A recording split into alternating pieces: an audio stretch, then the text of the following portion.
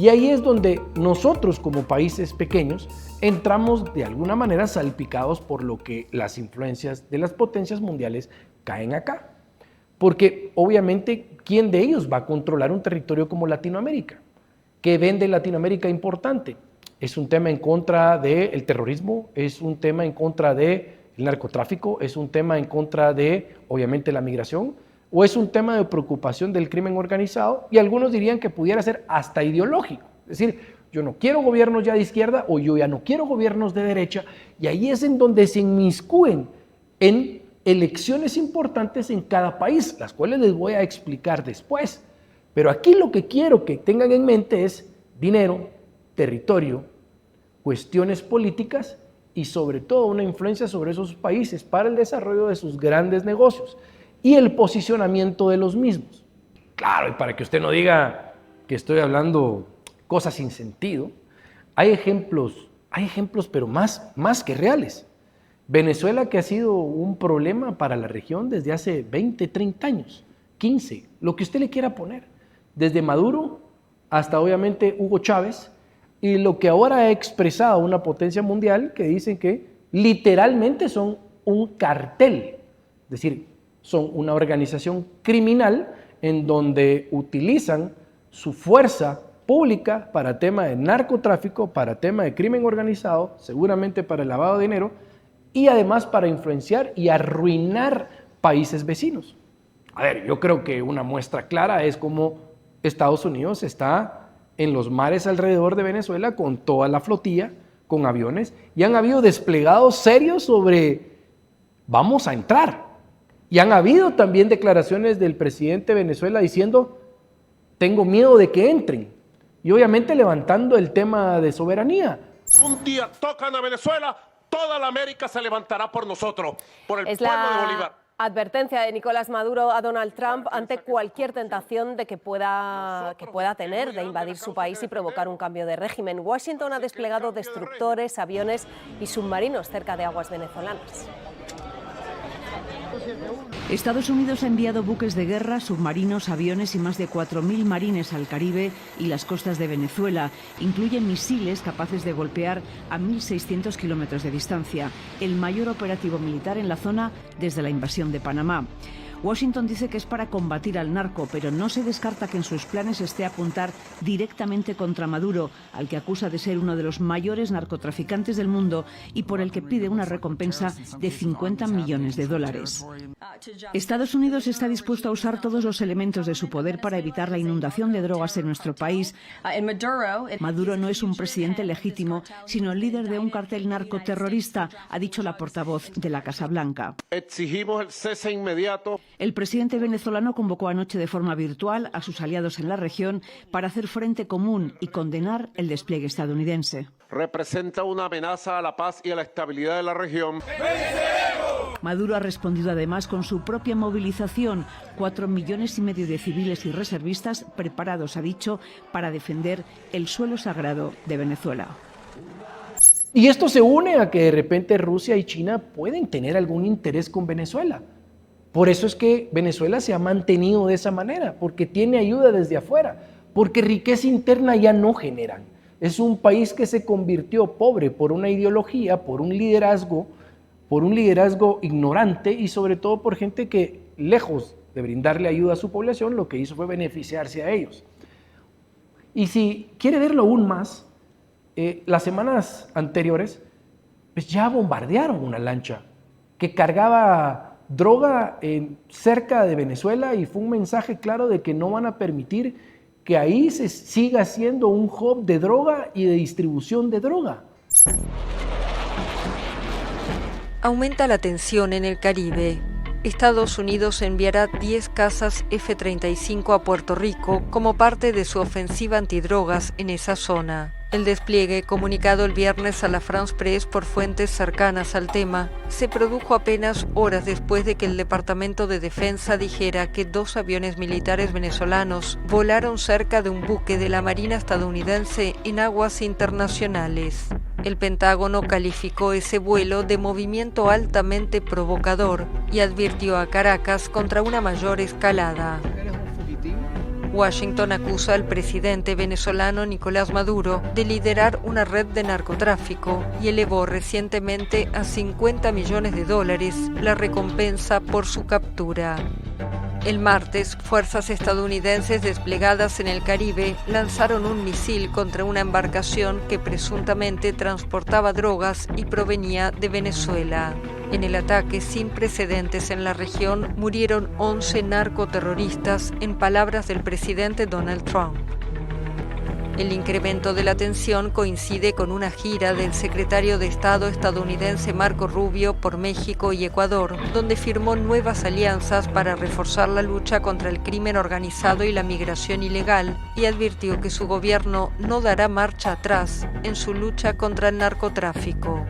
Por su parte, Maduro ha movilizado al ejército venezolano, que cuenta con alrededor de 340.000 efectivos, y a reservistas que, según él, superan los 8 millones de personas. El mandatario ha denunciado lo que llama la mayor amenaza que el continente ha visto en los últimos 100 años.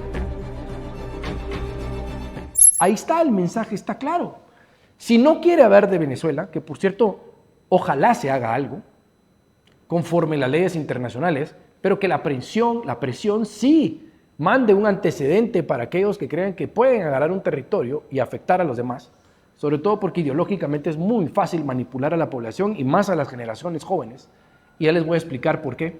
México también es un país con el que se enfrentan las potencias mundiales, y los mensajes son claros: vamos detrás de las organizaciones criminales, vamos detrás de todos aquellos que con negocios ilícitos han dominado territorios a lo interno de ese país, pero que están afectando indirectamente a otros países.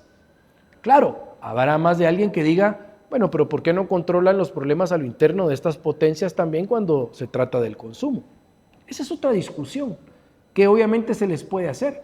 Pero en México se ha dicho, vamos detrás de estos carteles, van a entrar drones, vamos a capturar, y además hemos visto desfilar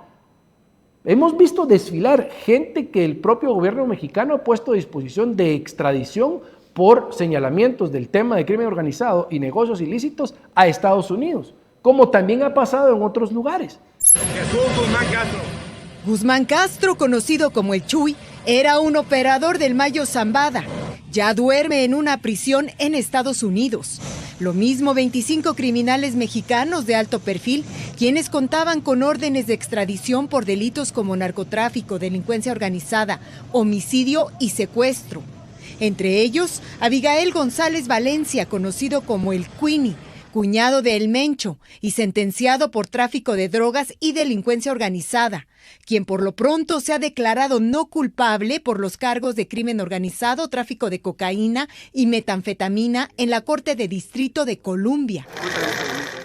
Otro de los trasladados es Servando Gómez La Tuta, el peligroso narcotraficante sentenciado a 55 años de prisión, señalado por las autoridades de ser líder del cártel de los Caballeros Templarios.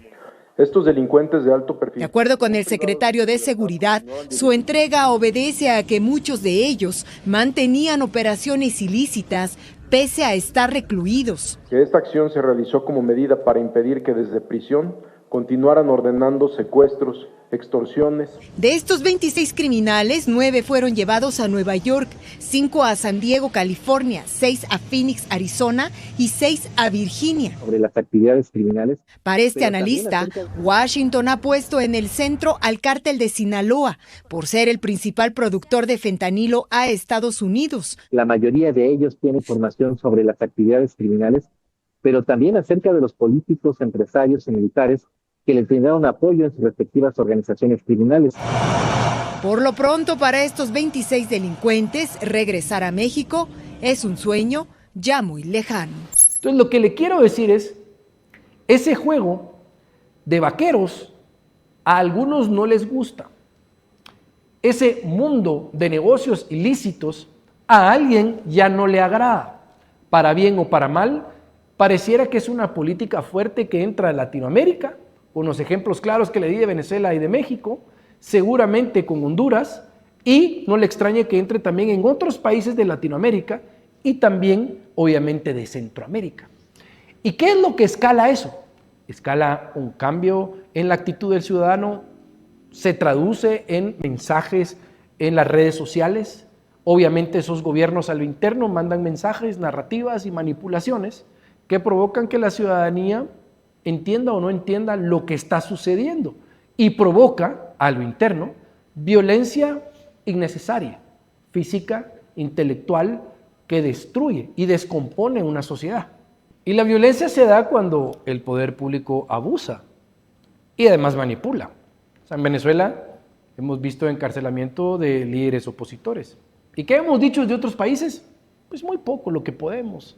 Y sobre todo también dependiendo de la ideología del gobernante en ese momento en el país, o la Comisión Interamericana de Derechos Humanos, que no levanta la mano para, pues sí, reflexionar sobre hechos que no son adecuados en un mundo como el que tenemos, o lo que pasa en México también, que es que ahora quieren hacer reformas, o ya las hicieron, para que se puedan escoger los jueces sin que los mismos sean abogados, y que sean escogidos sin que haya habido una carrera previa, lo cual significará que su vecino puede ser su juez para conocer un caso en específico que ni siquiera conoce. Y obviamente la violencia pasa porque, como le decía, en Nicaragua pasa que matan a la gente, los encarcelan, en Venezuela pasa, los encarcelan, matan a la gente. Pasa también en las potencias mundiales. ¿Qué pasa con el candidato a la presidencia que está dando un discurso abierto, espontáneo en Colombia, y viene alguien que ha sido contratado y le pega un tiro en la cabeza teniendo 30 y tantos años, siendo una persona bien calificada, con grandes posibilidades para ser candidato y posible presidente de Colombia, y queda en que le pegaron un tiro a la par de un parque? Y si quiere ir a países más desarrollados, que puede crear consternación, primero, el por qué se dio, pero segundo, porque son países esos desarrollados que a veces nos dicen a nosotros cómo actuar y que nosotros también miramos en aras de desarrollo a seguir lo que ellos hacen. La muerte de el patriota, activista, conocedor, un intelectual, Charlie Kirk, que sucedió en Estados Unidos estas semanas. Es un tipo conocido, es un tipo que nunca ha tenido un solo señalamiento. Es un tipo que lo que le gustaba era debatir ideas.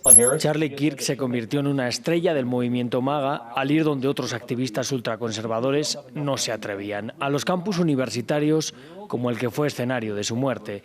Desde los 18 años, Kirk recorrió las universidades con su organización Turning Point USA, difundiendo el mensaje de que es genial ser joven, evangélico y pro-Trump. Todo ello mientras acumulaba innumerables vídeos en los que se le veía humillando a estudiantes de izquierdas. ¿Qué es una mujer? No es una pregunta trampa. Están en la universidad pagando por una educación. ¿Qué es una mujer? El activista de extrema derecha atacaba el derecho al aborto, el control de armas, la homosexualidad y a las minorías, y promovía teorías conspirativas sobre las vacunas y las elecciones de 2020. Por supuesto que fueron robadas y esta vez vamos a ganar. Era la primera parada de su gira American Comeback, que lo llevaría a visitar 15 campus en Estados Unidos. En la Universidad del Valle de Utah, en Orem, Charlie Kirk, activista político y cofundador de Turning Point USA, inició el evento lanzando gorras, rodeado de su equipo de seguridad, apoyado por 6 oficiales de la universidad y barricadas. Según las autoridades, el pistolero llegó a la universidad a las 11:52 de la mañana hora local y se trasladó por las escaleras al techo de uno de los edificios, donde fue captado vestido de negro. A eso del mediodía, Kirk comenzó su evento en donde debatía sobre ideas políticas como parte del segmento Prove Me Wrong frente a unas 3,000 personas. Cuando contestaba una pregunta sobre tiroteos masivos, se oyó el disparo que lo impactó en el cuello y se desplomó. Fue ahí que se desató el caos. A las 12:26 comenzaron a entrar las llamadas al 911. Y mientras la gente corría en medio del pánico, el equipo de seguridad del activista de 31 años lo traslada a una camioneta para llevarlo al hospital. Según las autoridades, el sospechoso corrió cruzando el techo y saltó del edificio huyendo hacia un vecindario. A las 2:40, 2 horas después del ataque, su vocero anunció su muerte y Trump publicó en Truth Social que el grande e incluso legendario Charlie Kirk estaba muerto. El conservador y estrecho aliado de Trump fue una de las voces más influyentes de derecha entre los jóvenes con 9,5 millones de seguidores en Instagram y más de 5 millones en X, movilizando este voto a favor de Trump y energizando el movimiento conservador que promovía los valores cristianos. A Kirk lo sobrevive su esposa, Erica Fransky, y sus 2 hijos de 3 y 1 año. Nunca fue funcionario público, nunca ha sido político, simplemente era consecuente y coherente. Iba por el país entero discutiendo lo que para él era correcto. Recuérdense de seguirme en todas las redes sociales del podcast El Confesionario con Veneno. Además, las personales, me podrán ver clips, hay cortos y obviamente la entrevista principal en donde usted se va a volver más inteligente. Eso no hay duda.